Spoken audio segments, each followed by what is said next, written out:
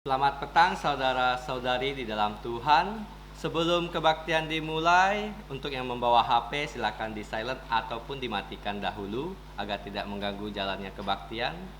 Untuk anak-anak mohon untuk dapat mengikuti kebaktian dengan tertib dan tenang. Terima kasih. Kita akan menyanyikan pujian yang pertama, Tuhan berada di bait sucinya.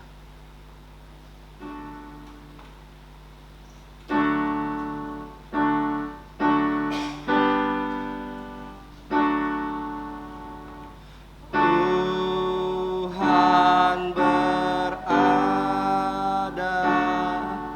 di bait sucinya.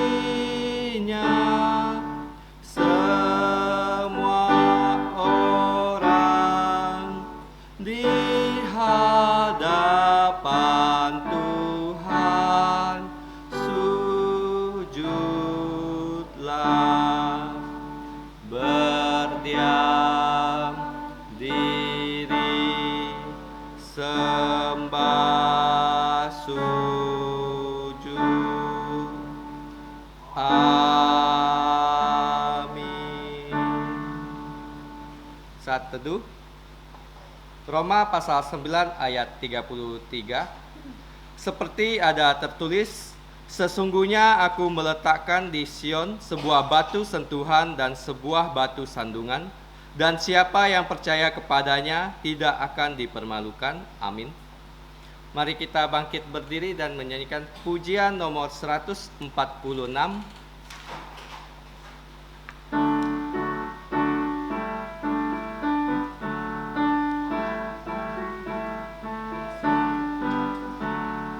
Di jantungmu ada keluh kesah, beritahu Yesus, beritahu Yesus. Di jantungmu penuh rasa duka, segera beritahu Yesus. Beritahu Yesus, beritahu Yesus, Yesus mengasihimu. Jangan bimbang dan tak perlu takut, hanya beritahu Yesus. Di jantungmu bila ada susah, beritahu Yesus, beritahu Yesus. Di jantungmu bila ada dosa, segera beritahu Yesus. Beritahu Yesus, beritahu Yesus, Yesus mengasihimu. Jangan bimbang dan tak perlu takut, hanya beritahu Yesus. Di jantungmu ada ketakutan, beritahu Yesus, beritahu Yesus. Di jantungmu bila ada khawatir, segera beritahu Yesus. Beritahu Yesus, beritahu Yesus, Yesus mengasihimu. Jangan bimbang dan tak perlu takut, hanya beritahu Yesus. Kita tetap bangkit berdiri dan mari kita berdoa. Allah Bapa kami di sorga, kami datang ke tahta-Mu yang kudus sekaligus tahta anugerah pengampunan dosa melalui Putra Tunggal-Mu Tuhan kami Yesus Kristus. Kami berterima kasih karena Engkau memberi kami kesempatan untuk berkebaktian pada hari ini. Kami mohon belas kasihan-Mu mengampuni dosa-dosa kami sehingga kami dilayakkan datang ke hadirat-Mu yang kudus. Mohon Roh-Mu menyertai kami sehingga kami dapat menyembah Engkau sesuai dengan kebenaran firman-Mu, supaya setiap acara kebaktian ini berkenan kepadamu dan hanya untuk memuliakan Engkau dan Putra-Mu dan Roh-Mu yang kudus. Dengarkanlah doa kami yang kami ucapkan dengan rasa terima kasih di dalam nama Tuhan Yesus yang telah mengajarkan kami doa Bapa kami. Bersama-sama mari kita berdoa. Bapa kami yang ada di sorga, dikuduskanlah nama-Mu, datanglah kerajaan-Mu, jadilah kehendak-Mu di bumi seperti di sorga. Berikanlah kami pada hari ini makanan harian kami, dan ampunilah kami akan kesalahan kami, seperti kami juga mengampuni orang yang bersalah kepada kami. Dan janganlah membawa kami ke dalam pencobaan, tetapi lepaskanlah kami dari yang jahat. Karena Engkaulah yang punya kerajaan dan kuasa dan kemuliaan sampai selama-lamanya. Amin. Gloria Patria.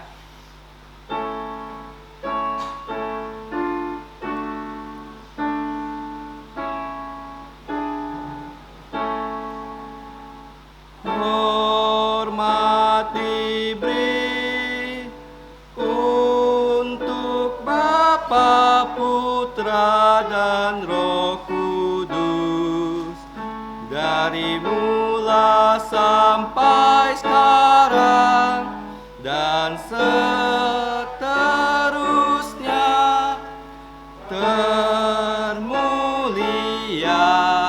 Amin. Amin. Silakan duduk. Saudara-saudari, mari kita membuka Alkitab kita yang diambil dari Roma pasal 9 ayat 30 sampai 33, dilanjutkan dengan pasal 10 ayat 1 sampai 3. Roma pasal 9 ayat 30 sampai 33, dilanjutkan dengan pasal 10 ayat 1 sampai 3.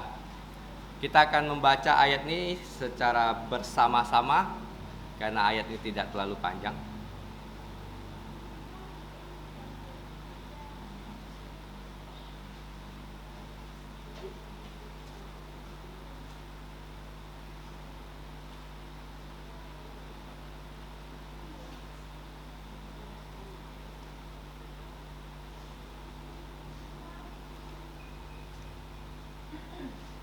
Jika sudah, mari kita baca.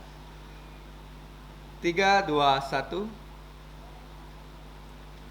Jika demikian, apakah yang hendak kita katakan ini, bahwa bangsa-bangsa lain yang tidak mengejar kebenaran telah beroleh kebenaran, yaitu kebenaran karena iman, tetapi bahwa Israel sungguh pun mengejar hukum yang akan mendatangkan kebenaran, tidaklah sampai kepada hukum itu.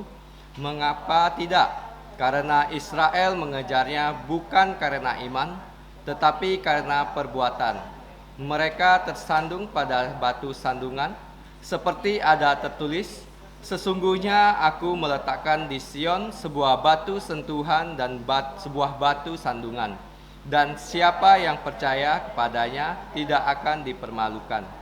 Saudara-saudara, keinginan jantungku dan doaku kepada Tuhan ialah supaya mereka diselamatkan. Sebab aku dapat memberi kesaksian tentang mereka, bahwa mereka sungguh-sungguh giat untuk Allah, tetapi tanpa pengertian yang benar. Sebab oleh karena mereka tidak mengenal kebenaran Allah, dan oleh karena mereka berusaha untuk mendirikan kebenaran mereka sendiri, maka mereka tidak takluk kepada kebenaran Allah. Amin. Mari kita menyanyikan pujian nomor 220, Ku tahu yang ku percaya. Pujian nomor 220.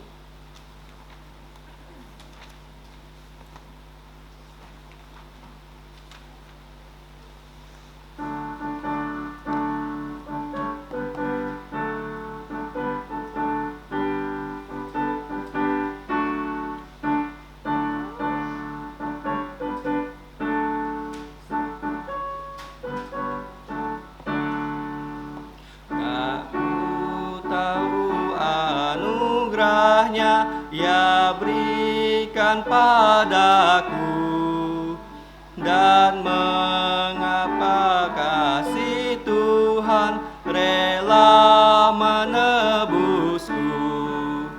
Namun ku tahu yang ku percaya, aku pun tahu bahwa Ia dapat pelihara yang ku serahkan sampai pada akhirnya. Mengapa imanku itu dapat masuk jangkauanku, dan sejak aku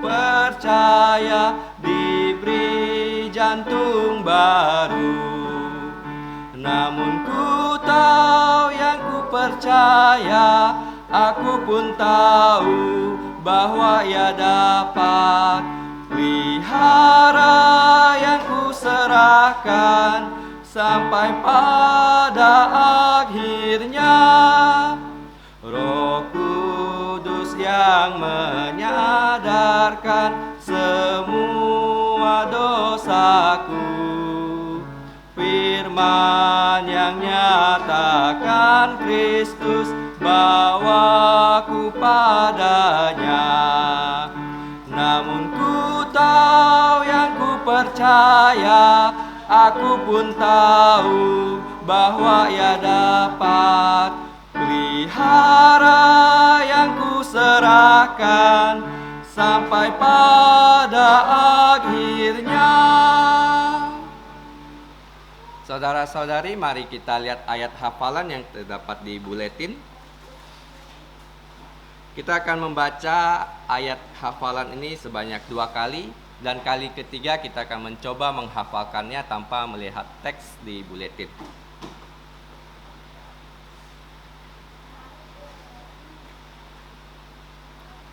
Mari kita baca bersama-sama. 3, 2, 1. Roma pasal 9 ayat 33. Seperti ada tertulis, sesungguhnya aku meletakkan di Sion sebuah batu sentuhan dan sebuah batu sandungan, dan siapa yang percaya kepadanya tidak akan dipermalukan. Sekali lagi kita baca bersama-sama. 3, 2, 1. Roma pasal 9 ayat 33. Seperti ada tertulis, sesungguhnya aku meletakkan di Sion sebuah batu sentuhan dan sebuah batu sandungan, dan siapa yang percaya kepadanya tidak akan dipermalukan. Saya berikan waktu untuk kita semua mencoba menghafalkannya tanpa melihat teks.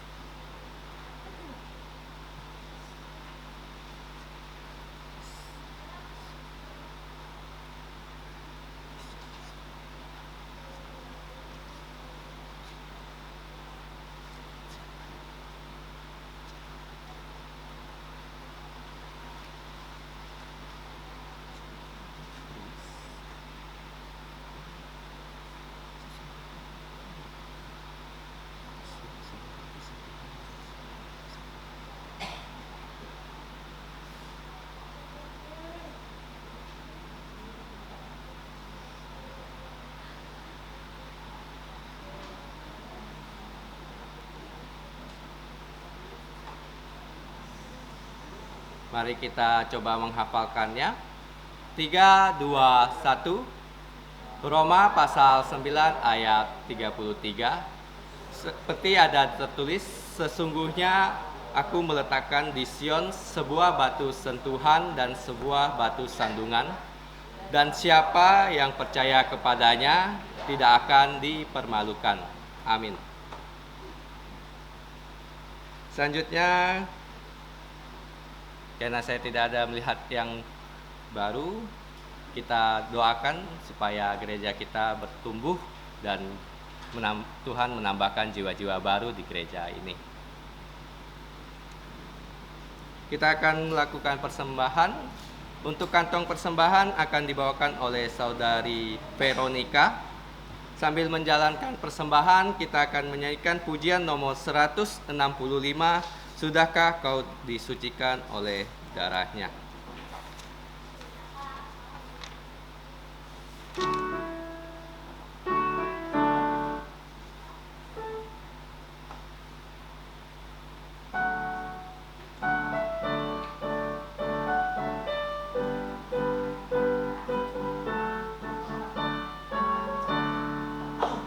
Sudahkah kau bersandar pada Yesus, disucikan oleh darahnya, dan peroleh hidup baru karenanya? Bersandarlah pada darahnya. Sudahkah darahnya membasuh kau menjadi bersih? Pakaianmu akan seputih salju disucikan oleh darahnya. Relakah kau tempuh jalan bahaya, bersandarkan pada darahnya, dan berharap Ia memeliharamu, bersandarlah pada darahnya. Sudahkah darahnya membasuh kau menjadi bersih? Pakaianmu akan seputih salju, disucikan oleh darahnya. Tanggalkan pakaian najis lamamu, bersandarkan pada darahnya. Darahnya diberikan cuma-cuma, bersandarlah pada darahnya. Sudahkah darahnya membasuh kau menjadi bersih? Pakaianmu akan seputih salju, disucikan oleh darahnya. Saudara-saudari, mari kita bangkit berdiri dan menyanyikan doksologi.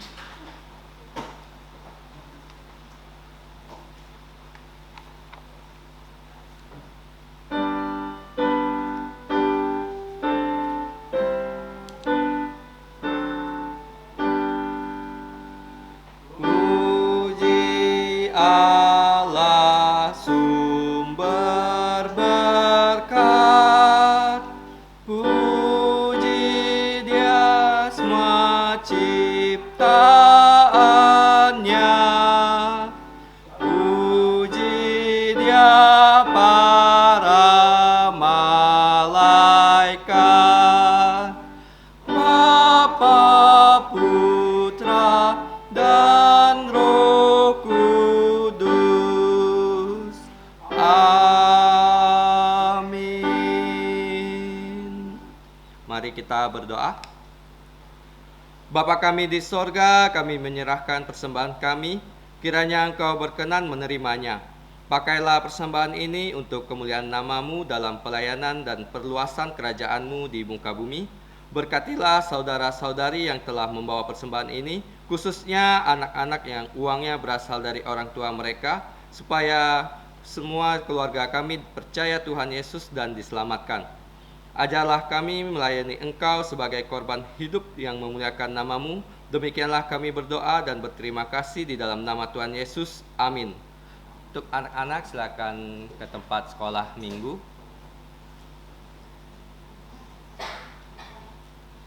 Selanjutnya kita akan mendengarkan firman Tuhan yang akan dibawakan oleh GSPI Peter Yoksan dengan tema Semua Orang Pilihan Akan Diselamatkannya. Kepada hambanya kami persilahkan. Saudara-saudari di dalam Tuhan Yesus Kristus yang saya kasihi, selamat malam. Mari kita kembali membuka Alkitab kita. Mari kita membaca dari kitab suci dari bagian Injil ya.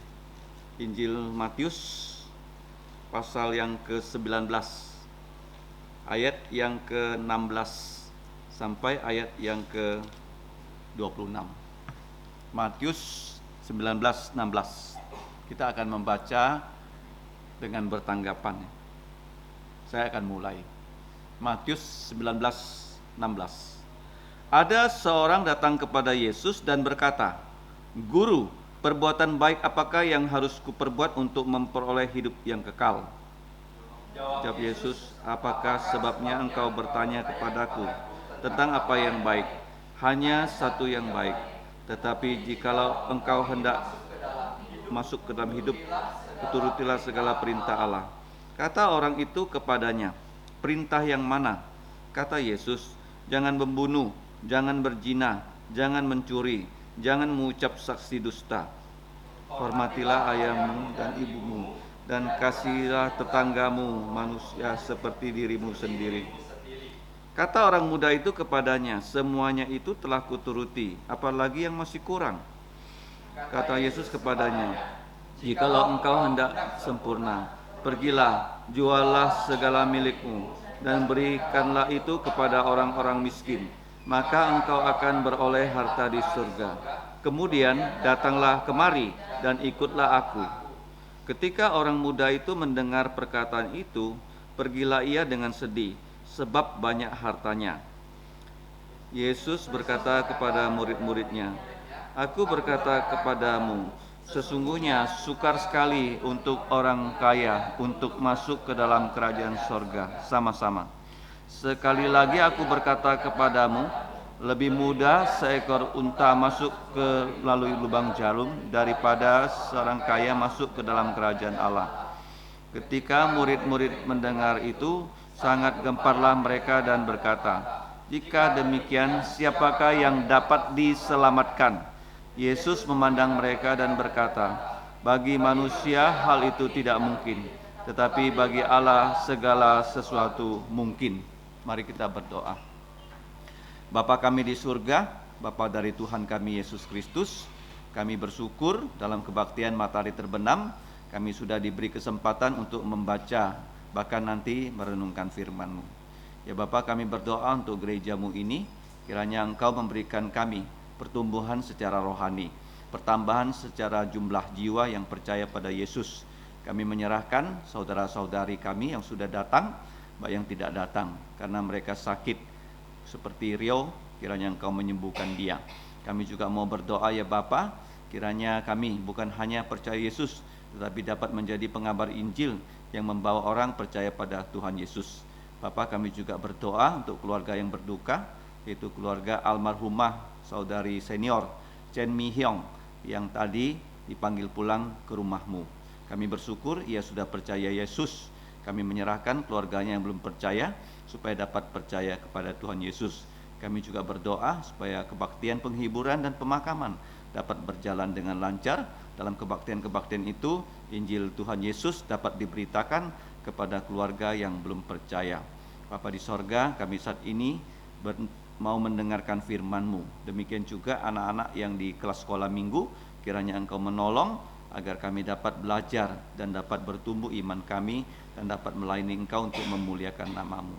Demikianlah doa kami ya Bapa, ampunilah dosa kami. Dalam nama Tuhan Yesus kami mengucap terima kasih dan berdoa. Amin. Nah, ayat yang tadi kita baca dari Roma ya, pasal 9, dan juga Injil Matius ya, pasal yang ke-19, itu ada kaitannya. Mengapa begitu? Karena kalau kita lihat kembali dalam Roma pasal 9, ayat yang ke-30 ya, sampai pasal 10 ayat yang ketiga. Nah, judul dari Alkitab yang kita pegang adalah keselamatan bangsa-bangsa lain dan kesesatan orang Israel. Nah, tetapi judul yang saya berikan adalah seperti minggu yang lalu, lanjutannya. Nah, semua orang pilihan ya, bukan hanya Israel, akan diselamatkannya. Jadi kata yang kita lihat di sini, kata diselamatkan, ya, kata pasif, ya, bukan selamat ya. Orang Kristen bukan hanya selamat, tetapi kita diselamatkan. Seperti kalau orang yang tidak bisa berenang, waktu dia mau tenggelam. Jadi ada orang terjun, orang yang bisa berenang terjun ya ke dalam sungai, dan dia menjadi selamat karena diselamatkan oleh juru selamat. Penting ya, diselamatkan oleh juru selamat, bukan diselamatkan oleh diri sendiri. Nah, kalau kita melihat Roma pasal 9, nah, ada satu pertanyaan yang diajukan oleh Rasul Paulus. Nah, dalam pasal 9 ini begitu banyak pertanyaan. Nah, pertanyaan di ayat 30, jika demikian, apakah yang hendak kita katakan? Karena minggu lalu kita sudah membahas ya, orang Israel disebut bangsa pilihan. Tetapi ternyata ya, tidak banyak orang Israel yang percaya pada Yesus. Ya, pada saat Tuhan Yesus sendiri melayani, memang begitu banyak orang berbondong-bondong mengikuti Yesus. Tetapi berapa orang yang percaya Yesus? Ada orang yang mengatakan hanya 500 orang. Ya, di mana? Di dalam 1 Korintus 15. Karena sebelum Yesus naik ke sorga, dia mengumpulkan ya 500 orang di Galilea. Jadi Dari jutaan orang yang pernah mendengarkan Tuhan Yesus, hanya ada 500 orang yang percaya. Kemudian kalau kita lihat dalam Kisah Rasul pasal 2, waktu Petrus berkhotbah, 3.000 orang percaya Yesus. Jadi dari jumlah yang begitu banyak ya orang Israel, hanya segelintir yang percaya Yesus. Nah, kaum segelintir ini oleh Alkitab dikatakan adalah kaum sisa, atau bahasa Inggrisnya itu remnant. Mungkin kalian belum pernah mendengarkan kata remnant ya. Remnant ya. Remnant itu adalah sisa. Nah, orang yang sisa ini ya, seperti di zamannya Ahab ya, begitu banyak orang Israel ya berjuta-juta menyembah berhala, Tuhan memelihara 7.000 orang yang tidak menyembah berhala. Ya, 7.000 orang yang diselamatkan. Nah, di sini juga Rasul Paulus kalau kita melihat di dalam pasal 9 ayat-ayat yang pertama, dia ingin sekali semua orang Israel dapat diselamatkan oleh Tuhan Yesus.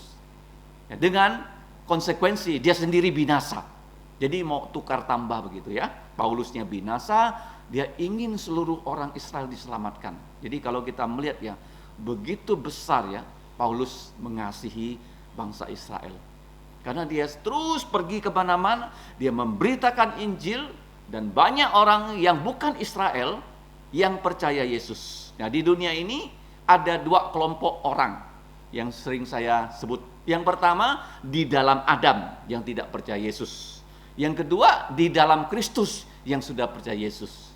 Ya, itu berdasarkan apa? Iman. Kalau berdasarkan ya fisik, dua macam manusia juga. Satu, bangsa yang bersunat, orang Israel. Paham ya? Kemudian bangsa yang tidak bersunat, ya kita. Orang Tionghoa, ya, orang Jepang, orang Indonesia, dan sebagainya. Ya, kalau kita lihat di sini, ternyata dalam pengabaran Injil Rasul Paulus, ya, perjalanan misi pertama, kedua, ketiga, itu banyak orang yang percaya Yesus yang bukan bangsa Israel. Ya, bahkan Rasul Paulus ya dipimpin Tuhan ya mengubah pertemuan orang percaya yang sebelumnya ya di zaman Tuhan Yesus dan di zaman para rasul, orang berkebaktian itu bukan hari Minggu, tapi hari Sabtu. Paham? Hari apa? Sabtu. Tetapi oleh Paulus ya dipimpin oleh Tuhan, kebaktian itu digeser menjadi hari Minggu.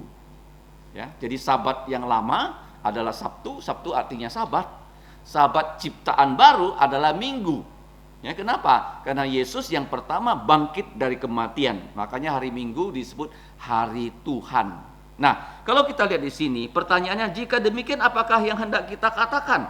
Ini, bahwa bangsa-bangsa lain yang tidak mengejar kebenaran telah beroleh kebenaran, yaitu kebenaran karena iman. Nah, kata kebenaran di sini itu kata kunci dalam kitab Roma loh. Kata kebenaran sebenarnya terjemahan yang tidak tepat. Kata yang tepat bukan kebenaran tetapi keadilan. Ya, dikaiosune bahasa Yunaninya, nah bahasa Ibraninya adalah zadik. Itu bahasa di pengadilan yang dipakai kalau hakim ya mengadili terdakwa dan dia mengetok palu. Dia mengatakan terdakwa yang dituduh bersalah tidak bersalah. Namanya dikaiosune ataupun sadik, kalau bahasa Indonesianya itu sidik, menyidik. Kenapa kita orang berdosa bisa diadili dan diketok palu oleh hakim kita itu, Tuhan kita tidak bersalah. Kenapa? Karena iman. Apa tuh iman? Iman timbul dari pendengaran firman Allah. Firman Allah yang mana? Firman Allah ini banyak. Firman Allah yang disebut dengan Injil Tuhan Yesus. Injil bahasa Indonesianya, ya, bahasa Inggrisnya gospel, bahasa Yunaninya adalah euangelion, ya, euangelion, ya, bahasa Yunani itu banyak yang berawalan dengan eu, ya, Eugene, eu itu baik, jin keturunan baik, ya, Yunis, eu itu baik, nis menang secara baik, ya. Eukaristo, you baik, karisto anugerah yang baik. Ya, artinya aku selalu mengucap syukur karena diberi anugerah yang baik. You ya. Euangelion, you itu baik, angelion itu kabar baik. Apa itu kabar baik? Kabar baik itu begini loh. Bukan hanya ya, oh kita mendengarkan kabar baik ya dari kawan kita bahwa dia sudah lulus sekolah. Bukan. Kabar baik ini adalah raja yang pergi berperang Dan raja itu memenangkan peperangan melawan musuh yang mengancam hidup kita. Jadi Yesus itu adalah raja yang mewakili orang percaya pergi berperang melawan siapa? Melawan kuasa maut. Dia mati untuk dosa kita, dia dikubur, dia bangkit, dan dia mengalahkan kematian. Untuk siapa? Untuk kita. Karena kematian adalah musuh terakhir dari semua manusia. Siapapun dia, satu saat harus mati. Tapi sebelum mati, orang itu harus percaya Yesus. Kemarin siang, kami dipimpin Tuhan ya, membesuk saudari senior yang bernama Chen Mi Hyong. Ya, di Facebook dari istri saya itu ada gambarnya. Kenapa? Karena ya sebelum Covid itu kami mendengarkan bahwa dia tinggal di rumah yang seperti gubuk. Ya. Atapnya terbuat dari terpal. Dan kami mengunjungi dia, dan oleh kawan-kawan saya yang ada di Jakarta dan tempat lain memberikan bantuan sehingga kita membangunkan dia sebuah rumah. Ya, waktu kami membangunkan rumah, kami bertanya pada dia, rumah seperti ini sudah cukup kuat nggak untuk ibu? Dia bilang sama kami, saya tinggal di sini, rumah ini belum roboh, saya sudah dipanggil pulang ke rumah Bapak. Dia berkata begitu loh. Jadi waktu rumahnya jadi ya, dia senang pindah ke situ. Ya, sudah ada ruang tamunya, sudah ada kamar tidur, sudah ada dapur, sudah ada toilet. Ya, sebelumnya itu ya masih ada fotonya, kamu boleh lihat ya di sosial media, itu gubuk. Dan gubuknya masih ada di sampingnya, dijadikan dia sebagai gudang. Dan kemarin kami pergi ya ke sana membesuk saya, PI Julimin, PI Rudi, dan Timothy. Dan dia sudah sakit keras, tidak bisa berjalan lagi. Umurnya saya tanya pada dia dan kepada menantunya 81 tahun. Jadi dari rumah yang kami bangunkan dipindahkan dia ke rumah anaknya karena diinfus. Dan waktu saya ajak dia berdoa, ya saya sudah share videonya, dia mengikuti kata-kata saya dalam bahasa Hakka. Tadi sore, jadi waktu saya sedang menjemput ya Ezra,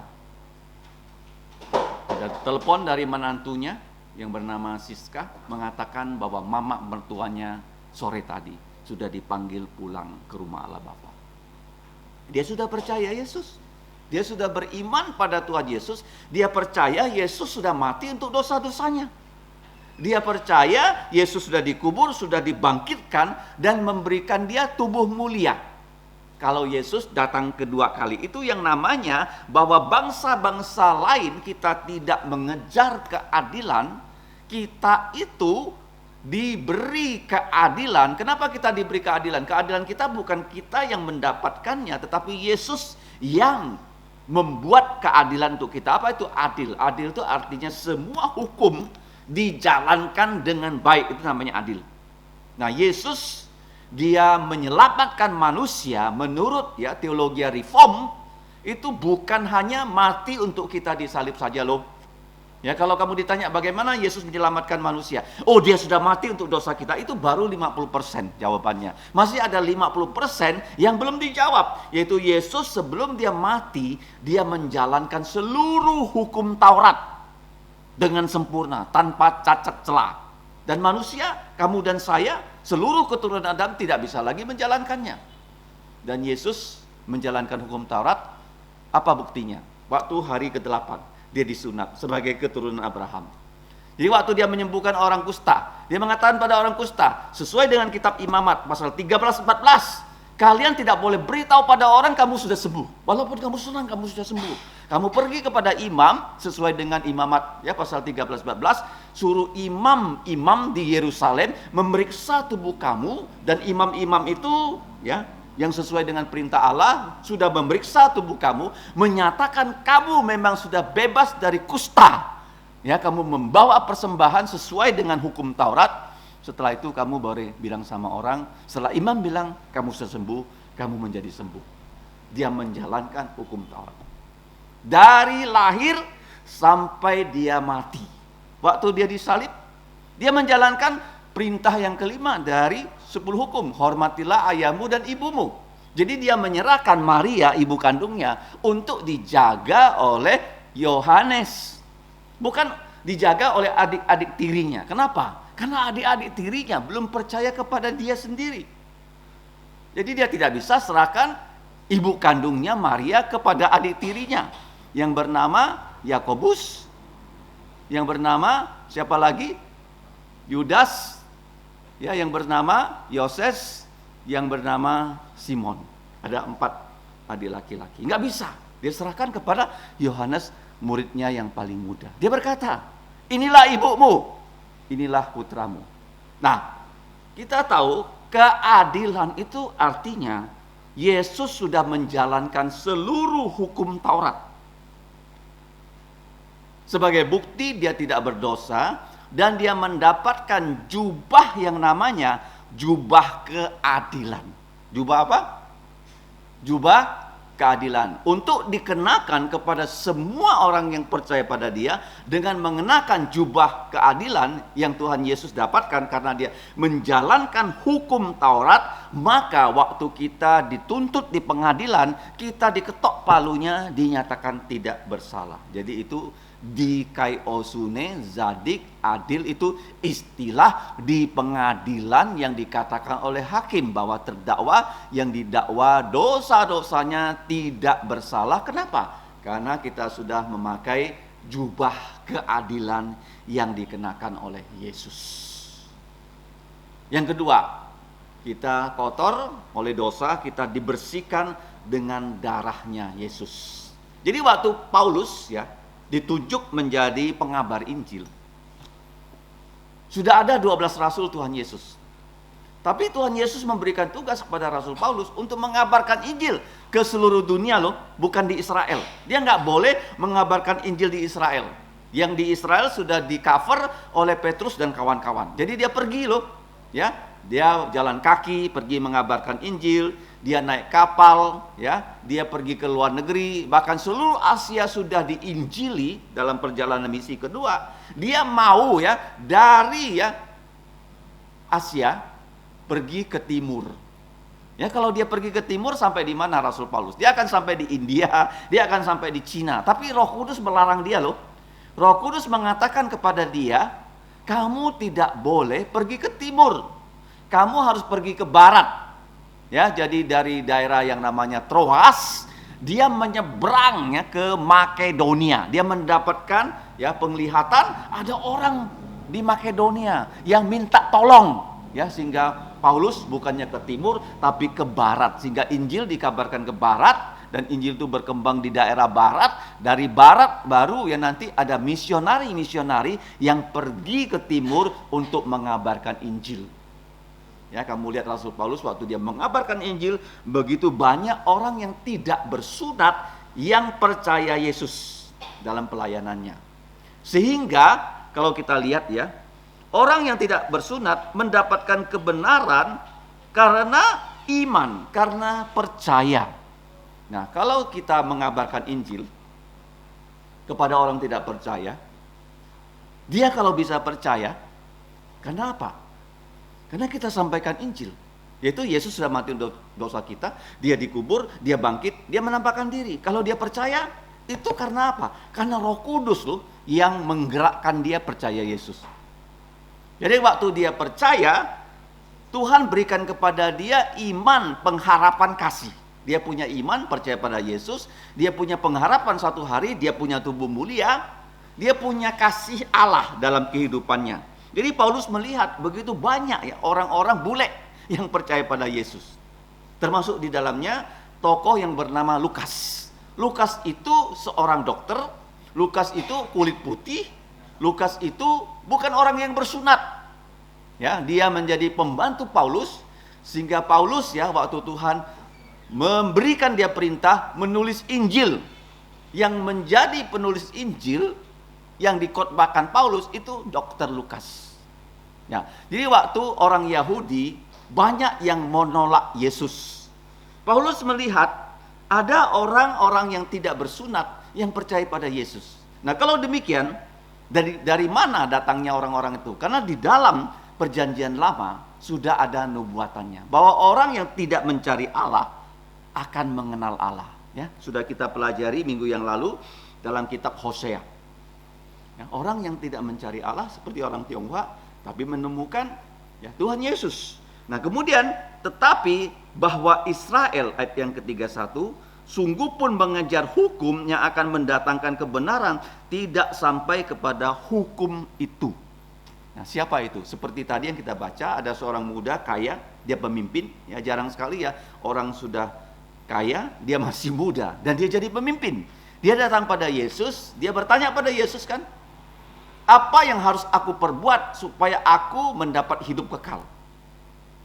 Yesus berkata, ya, jangan membunuh, jangan berzina, jangan mencuri, jangan mengucap saksi dusta, kasihlah ayahmu dan ibumu dan seterusnya. Dia mengatakan, saya sudah melakukan hukum Taurat itu, yaitu 10 hukum, sejak masa muda. Yesus bilang masih kurang satu. Apa kurangnya? Karena dia orang kaya, Yesus mengatakan kepada dia, kamu pulang ke rumah, kamu jual harta bendamu semua loh, bukan separuh, bukan 25%, semua kamu jual, kamu berikan uang hasil penjualan kepada orang miskin. Tidak sampai di situ loh, bukan berarti kita menjual harta, kita berikan pada orang miskin, kita diselamatkan, tidak. Kamu datang kemari kepada Yesus, ikut aku. Yang menghalangi dia percaya pada Yesus adalah hartanya. Hartanya adalah Allahnya. Dia tidak boleh kehilangan harta. Jadi dia dengan sedih dia meninggalkan Yesus. Jadi orang Yahudi banyak yang percaya dengan berbuat menurut hukum Taurat bisa diselamatkan. Tidak bisa. Kenapa begitu? Karena kita orang berdosa tidak bisa taat hukum Taurat 100%. Dan kita lihat hanya Yesus yang bisa taat hukum Taurat 100%. Dan kita tahu Yesus memang ditugaskan mentaati hukum Taurat 100%. Ya, kenapa dia tidak lahir kemudian umur 15 tahun dia disalib? Karena menurut hukum Taurat dia baru boleh melayani sebagai nabi, imam dan raja umurnya 30. Umur berapa? Dia nggak bisa bypass. Jadi sebelum 30 tahun Yesus tidak pernah melakukan mujizat loh. Dia taat loh. Ya, dari kecil sampai 30 tahun dia tidak pernah melakukan mujizat. Ya, ada Injil palsu yang mengatakan, Yesus waktu kecil pernah melakukan mujizat loh. Waktu dia main sama kawan-kawannya. Ya, kawan-kawannya membuat burung dari tanah liat. Yesus juga membuat burung. Tetapi karena Yesus Allah, dia buat burungnya bisa hidup terbang dan kawannya nangis, dia bully kawannya. Betul nggak Injil seperti itu? Itu Injil palsu. Jadi Yesus melakukan mujizat pada usia 30 tahun. Dia mulai melayani setelah dia dibaptis oleh Yohanes Pembaptis. Kenapa dia harus dibaptis dulu baru dia melayani? Kenapa? Karena nabi, imam, dan raja sebelum dia melayani dia harus diurapi. Ya, pengurapan itu dilakukan oleh Yohanes yang adalah imam dengan air sebagai tanda Roh Kudus itu turun. Kenapa waktu kamu dibaptis airnya dari atas diturunkan ke kepala kamu? Karena tanda Roh Kudus turun ke atas kamu, bukan diselam. Ya, di Yerusalem waktu 3.000 orang dibaptis tuh di Yerusalem nggak ada sungai. Bagaimana membaptis 3.000 orang kalau bukan dengan airnya dituang?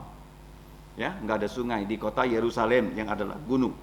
Jadi Tuhan Yesus, ya, dia sudah dibaptis sebagai tanda dia diurapi menjadi Kristus, nabi, imam, dan raja. Baru dia mulai melayani. Makanya kalau kamu baca Injil Yohanes pasal 2, dikatakan mujizatnya yang pertama itu di kota Kana mengubah air menjadi anggur. Ya, mengubah apa? Air menjadi anggur. Mujizat yang pertama. Mujizat yang terakhir apa? Dia suruh Petrus menebarkan jala. Kemudian ikan-ikan datang ya menabrak jalannya Petrus dan tidak koyak. Ya kan? Termasuk ya dia bangkit dari kematian, termasuk dia naik ke surga. Itu sebagai ya mujizat dari segala mujizat. Nah, kalau kita lihat di sini Yesus ya mengatakan bahwa dia datang mentaati hukum Taurat. Mari kita baca ayat yang sering kita baca, yaitu Galatia 4 ayat 4. Galatia 4:4. Galatia 4 ayat 4, tetapi setelah genap waktunya, maka Allah mengutus putranya yang lahir dari seorang perempuan, dari seorang perawan, dan takluk tunduk kepada hukum Taurat. Ini artinya Yesus menyelamatkan kita melalui ketaatannya yang sempurna, melalui perfect obedience yang terdiri dari dua aspek. Aspek aktif mentaati hukum Taurat, aspek pasif dia mati untuk dosa kita. Aspek aktifnya adalah Galatia 4:4, aspek pasifnya adalah Yesaya 5:3. Dia disalib, dia seperti anak domba yang dibawa kepada tempat untuk dibantai, dia tidak mengeluarkan suara. Ya, jadi jelas ya, kita beriman kepada Yesus ya, dalam pasal yang ke-9 ayat yang ke-31. Ya, orang yang tidak ya mencari hukum malah mendapatkan keadilan, tidak sampai kepada hukum. Nah, kemudian ayat 32 dilanjutkan dengan pertanyaan, mengapa tidak? Nah, ini alasannya, karena orang Israel mengejar hukum Taurat bukan karena mereka percaya, tetapi karena perbuatan. Ya, mereka tersandung karena batu sandungan seperti ada ditulis, sesungguhnya aku telah meletakkan di Sion sebuah batu sentuhan dan sebuah batu sandungan, dan siapa yang percaya kepadanya, kepada Yesus, tidak akan dipermalukan. Nah, jadi ini intinya. Orang Israel, mereka percaya kalau taat hukum Taurat, mereka bisa masuk surga. Seperti agama-agama lain. Ya, kalau mereka menjalankan syariat agamanya, maka mereka bisa masuk surga. Jadi kalau mereka menjalankan syariat agamanya, kalau diukur beratnya seperti ini. Ya, berat kan? Dan dibandingkan dengan dosa yang mereka lakukan. Jadi mereka mengatakan kalau mereka menjalankan hukum agama banyak ya dosanya kecil, maka kalau ditimbang begini mereka bisa masuk surga. Itu berdasarkan perbuatan manusia. Padahal perbuatan manusia seperti apa? Seperti kain kotor. Kain apa? Kotor. Mari kita buka Yesaya 6:4. Nah, orang Israel itu terjebak dalam kesalahan pemahaman. Di dalam Yesaya 6:4, mari kita buka. Ayatnya gampang diingat, ayat 6. 6:46 ya. Yesaya 6:4 ayat 6. Mari kita baca. Demikianlah kami sekalian seperti seorang najis, dan segala kesalahan kami seperti kain haidnya, bahasa aslinya. Kami sekalian menjadi layu seperti daun, dan kami lenyap oleh kejahatan kami, seperti daun dilenyapkan oleh angin. Jadi segala perbuatan baik kami ya, seperti kain haid. Ya, jadi wanita yang belum menopause, dia tiap bulan kan harus menggunakan kain haid. Ya, apakah kain haid itu bisa dipakai untuk menyelamatkan kita? Jawabannya tidak. Nah, kalau demikian, apa gunanya hukum Taurat yang sudah kita pelajari? Mesti kan enggak? Untuk orang percaya, hukum Taurat berfungsi sebagai apa? Apa? Ingat? Seperti pendidik, pedagogos, ya, pendidik. Ya, karena zaman dulu ya orang yang belum akil balik, dia nggak boleh menjadi ahli waris keluarga. Dia harus mendapatkan didikan dari orang yang bernama pedagogos yang dipekerjakan oleh orang tuanya. Jadi pedagogos ini seperti sekarang guru les, tapi guru les yang full time. Selalu mengantar anak ini ke sekolah, terus pulang diajarin sampai anak ini selesai belajar, baru dalam usia yang dia layak menerima warisan, dia diangkat jadi anak yang sah secara hukum.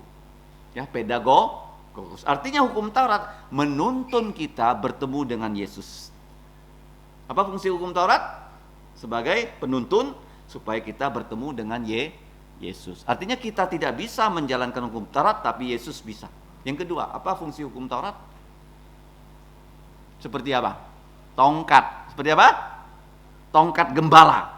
Ya, kalau kita jalan serong ke sana, kita dikembalikan ke jalan yang benar. Ya, jadi hukum Taurat itu ada berapa macam? Berapa macam? 3. Hukum moral, 10 hukum. Kedua, hukum seremoni. Banyak ya, seremoni itu sudah disederhanakan di gereja. Hanya tinggal 2 yang perlu kita jalankan. Hukum Taurat itu 613 buah loh. Ya, yang positif 248, yang negatif 365. Yang disuruh kita lakukan 248, seperti jumlah anggota tubuh kita. Yang tidak boleh dilakukan 365. Tapi sudah disederhanakan, yang berupa seremoni hanya ada 2. Apa itu? Baptisan menggantikan apa? Sunat. Nah, yang kedua, perjamuan kudus menggantikan Paskah.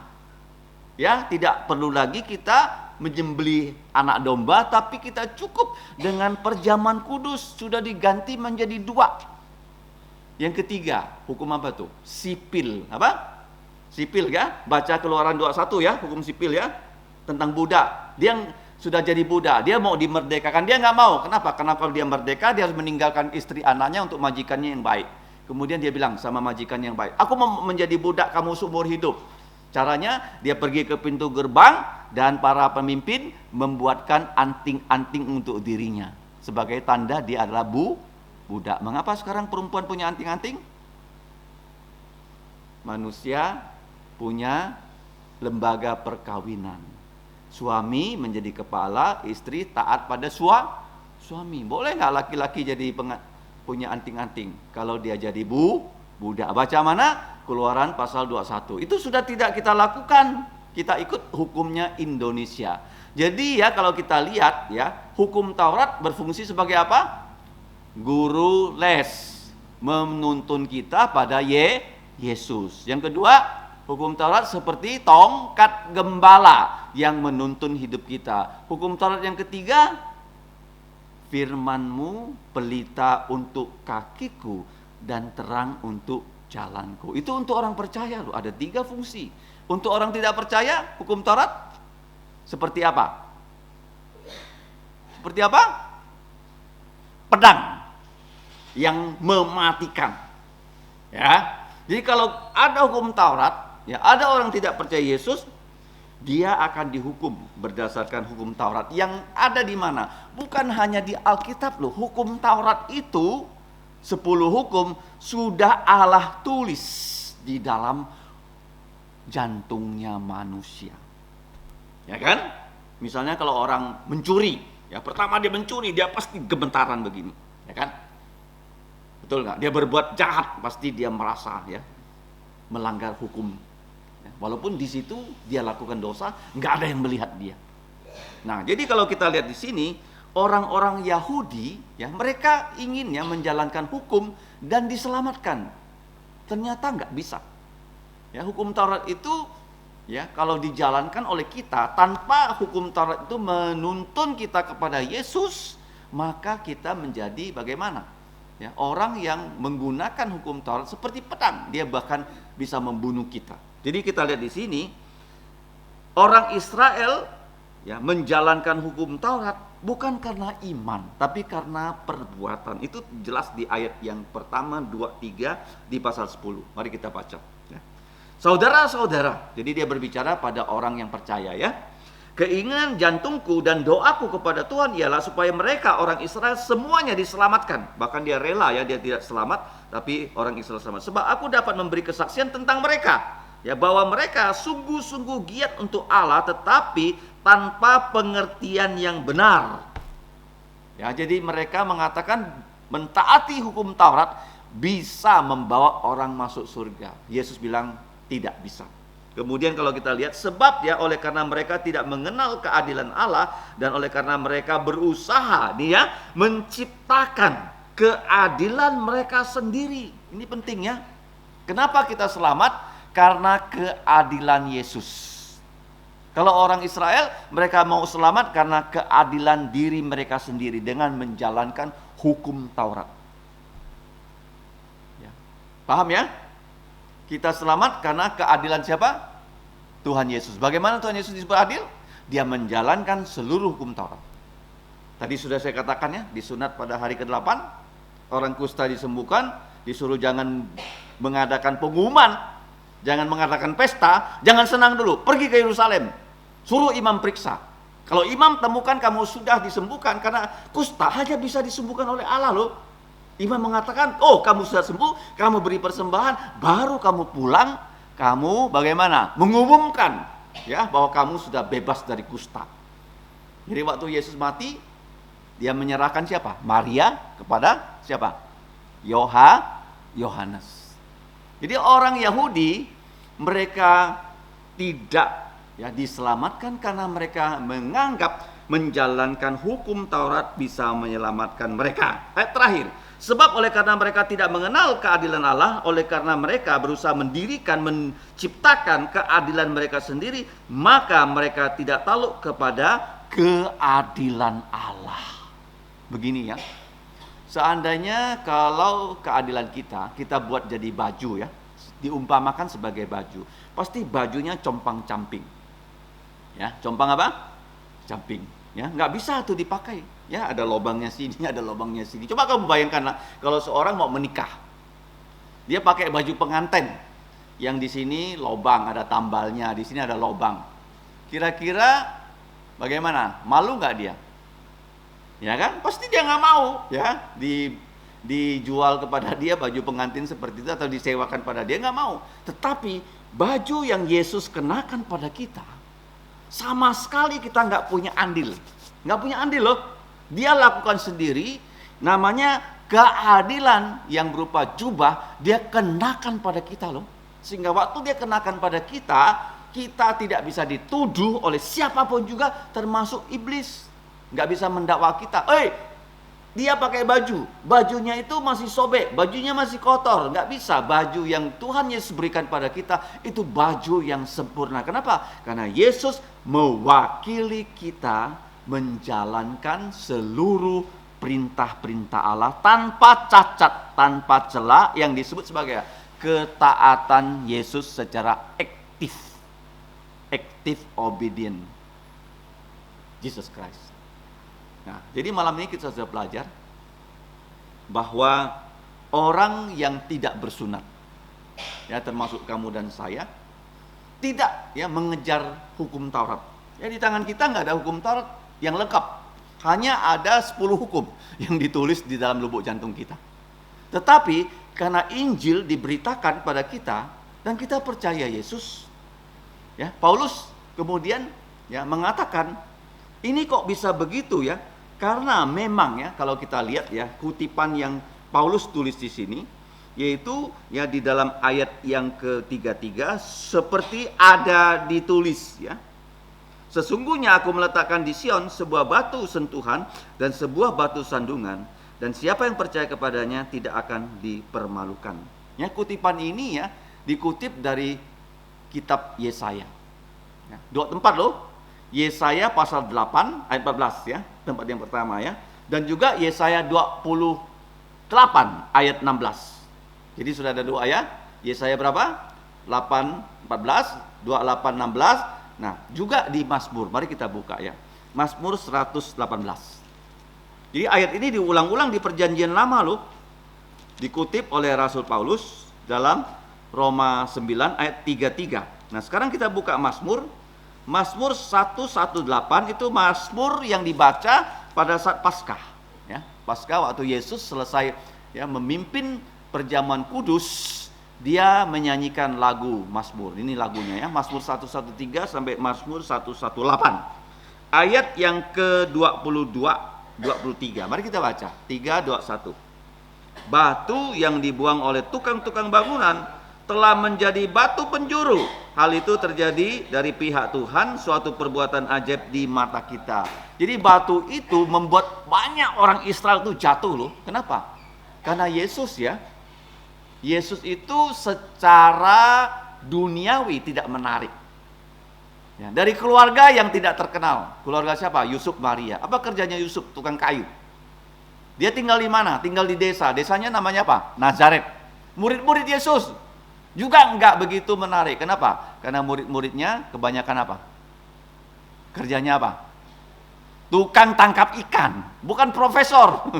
Ya, bukan pejabat, tapi apa? Tukang tangkap ikan. Jadi Yesus ya dengan murid-muridnya termasuk kelompok apa yang disepelekan oleh pemimpin agama Yahudi sehingga menjadi batu sandungan. Ya, orang-orang Yahudi banyak tidak percaya pada Yesus. Bukankah dia itu anak dari tukang kayu? Ya, bapak angkatnya tukang kayu. Jadi dari desa, dari mana? Nazaret itu desa sekali. Dia bukan dari Yerusalem, bukan dari ibu kota. Jadi Yesus tidak dipercayai sebagai nabi, imam, raja. Bahkan loh, kamu tahu nggak? Adik-adik tiri Yesus tidak percaya pada Yesus. Sampai Yesus bangkit dari kematian, menampakkan diri pada adik-adik tirinya, baru adik-adik tirinya percaya Yesus. Tidak gampang ya membawa satu orang percaya Yesus. Tidak gampang loh. Jadi kalau keluarga kamu ada yang belum percaya, kamu jangan menyerah. Ya, saatnya akan tiba keluarga kamu bisa percaya Yesus. Paham ya? Jadi kalau kita lihat di sini, ya pelajaran kita ya itu penting ya. Mari kita lihat dikutip di mana saja. Roma 9:33. Juga dikutip bukan hanya Roma 9:33, tapi dikutip di 1 Petrus. 1 Petrus, mari kita baca pasal 2. Ya, 1 Petrus pasal 2 ayat 6 dan 8 ya sebagai penutup. 1 Petrus 2 ayat 6, 7 dan 8. Ya kan? Dari Mazmur 118, dari Yesaya pasal 8, Yesaya 28 dikutip oleh Rasul Paulus dan dikutip juga oleh Rasul Petrus. Kita baca sama-sama. Sebab ada ditulis dalam kitab suci, sesungguhnya aku meletakkan di Sion sebuah batu yang terpilih, sebuah batu penjuru yang mahal, dan siapa yang percaya kepadanya tidak akan dipermalukan.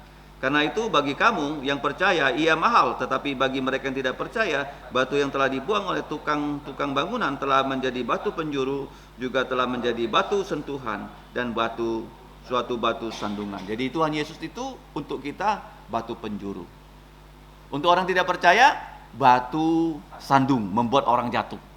Kalau kita, dia menjadi batu penjuru yang dibuang. Siapa tukang bangunannya? Orang-orang Israel, pemimpin yang tak mau Yesus. Kamu tahu batu penjuru itu batu pocok. Jadi waktu membangun rumah itu perlu ditentukan batu yang di pocok. Karena dari pojok ini akan ditarik garis ke samping dan ditarik garis ke belakang. Dan bentuknya itu apa? 90 derajat. Baru bisa terbangun rumah.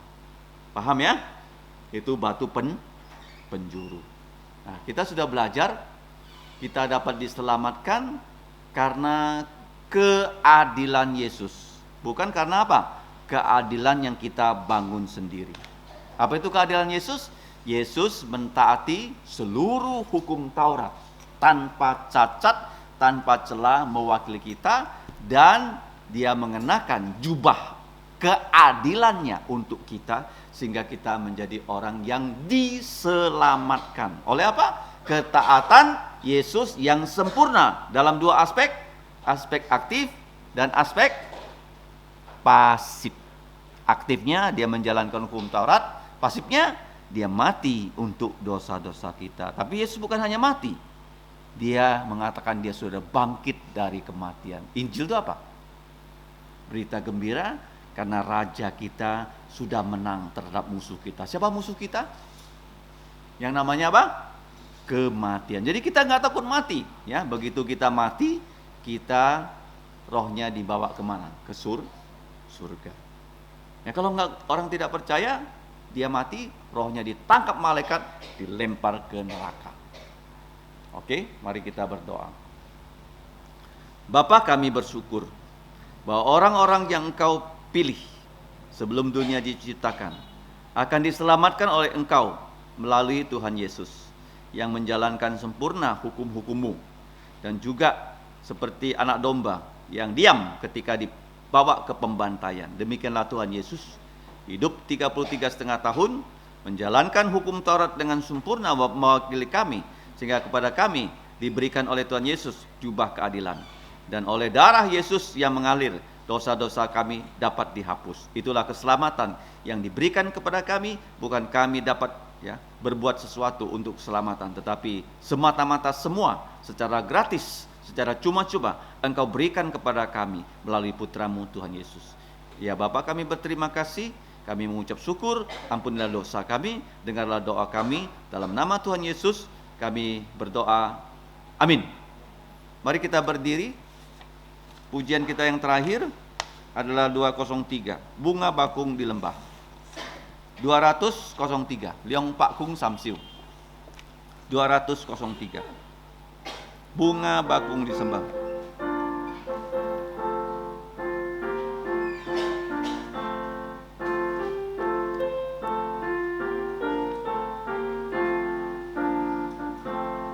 Tuhan Yesus sahabatku, tiada bandingnya, hanya Dialah terindah untukku. Ia bagaikan bunga bakung, selalu ku rindu, ku dijadikan suci tak bercela, penghibur dalam duka, dan Dia penolongku. Segala khawatirku serahkan padanya. Tuhan Yesus sahabatku, penyertai fajar. Tuhanlah kekasih yang terindah. Tuhan Yesus yang menanggung segala dukaku, dalam pencobaan Dia menguatkanku. Aku butuh tinggalkan semua dan cinta padanya. Dengan setia ku hidup untuknya. Bila kelak ku jumpa wajahnya yang mulia, pasti jantungku bersuka citalah. Tuhan Yesus sahabatku, bagai bintang fajar. Tuhanlah pengasihku yang terindah. Tuhan tak meninggalkanku, setia padaku. Ku pun setia pada perintahnya. Meski api membakarku, Dia benteng kukuku. Dia memelihara, menguatkanku. Dunia menolakku, atau ku digoda, ku bersandar Yesus, Ia teguhkanku. Tuhan Yesus sahabatku, bagai bintang fajar. Tuhanlah pengasihku yang terindah. Kita tetap berdiri, mari kita bersama-sama menerima berkat dari Bapa kita di sorga. Kiranya anugerah dari Tuhan kita Yesus Kristus, dan kasih dari Allah Bapa, dan persekutuan di dalam Roh Kudus senantiasa menyertai kita, semua orang yang percaya pada Tuhan Yesus, dari saat ini sampai selama-lamanya. Amin. Amin. Amin.